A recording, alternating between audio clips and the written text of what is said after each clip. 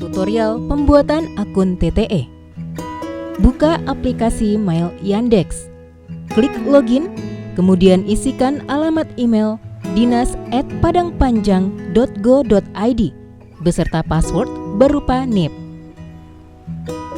Periksa folder email masuk atau inbox atau folder spam dan buka email dari BSRE atau Balai Sertifikat Elektronik OSD@bssn.go.id seperti berikut.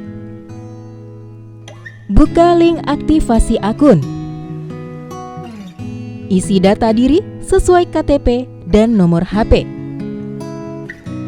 Selanjutnya, pilih status kepegawaian ASN dan penyidik Polri seperti berikut dan masukkan NIP Anda, lalu pilih cek NIP.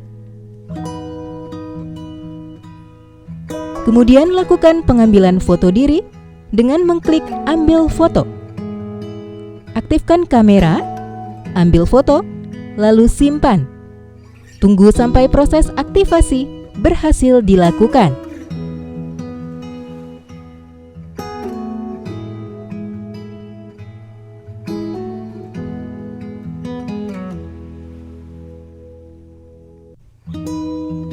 Buka kembali email Yandex dan akan muncul notifikasi kembali dari BSRE berupa informasi akun dan set passphrase.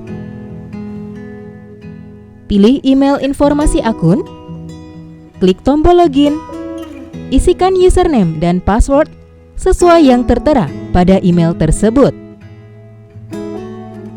Install Google Authenticator di perangkat seluler atau handphone, scan barcode, dan isikan kode OTP dan nama device dengan nama Anda, dan submit.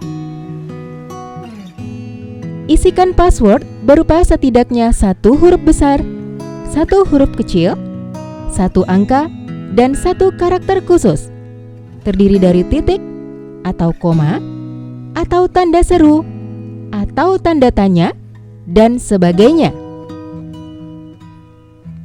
Akun TTE pada portal bsre.bssn.go.id selesai dilakukan. Selanjutnya, kita akan membuat passphrase dengan kembali ke pesan masuk di Yandex Mail. Pilih set passphrase, buat passphrase.